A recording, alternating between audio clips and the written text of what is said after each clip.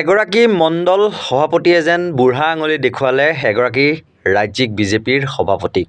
বাহজানী মণ্ডলৰ সভাপতি মিণ্টু তামুলীক ৰাজহুৱাকৈ যি ধমক দিছিল পহিলা বহাগৰ দিনটোত, আৰু সেই দিলীপ শইকীয়াই এতিয়া ভুল স্বীকাৰ কৰিলে নিজৰ ৰাজহুৱাকৈ তাকো।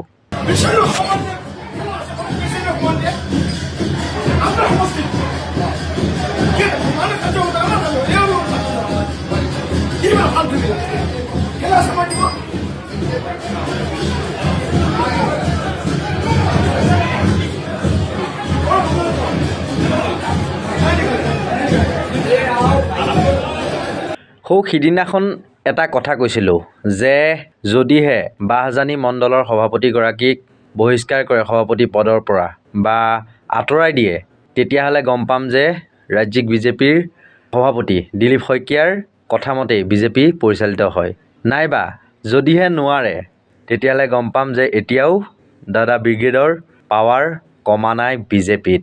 এতিয়াও বিজেপি বা কংগ্ৰেছীৰ দপদপনি অব্যাহত থাকিব বিজেপিত। কিন্তু হ'লগৈ কি, ৰাজহুৱাকৈ যেন এক প্ৰকাৰে ক্ষমাই খুজিলে ৰাজ্যিক বিজেপিৰ সভাপতিগৰাকীয়ে। তেওঁ সিদিনাখন ভুল হৈ গৈছিল, খং নামেই চন্দাল, ইমান ৰাজহুৱাকৈ ধমক দিব নালাগিছিল। সেই তেনেকুৱা ধৰণে এক যেন ভুল স্বীকাৰ কৰিলে ৰাজ্যিক বিজেপিৰ সভাপতিগৰাকীয়ে। খালি খং নামে চন্দাল হ'ব নালাগে। যিয়ে নহওক, খং পাব্লিক প্লেচত এইটো এটা ৰাজনৈতিক নেতাৰ বাবে ৰমেন্দ্ৰই কোৱা কথা মোক, don't lose temper in public places. সেইদিনা এটা ভুল হৈছে মোৰ, যি হওক ৰেকৰ্ড কৰিছা নেকি? খালি খং নামে চন্দাল হ'ব নালাগে।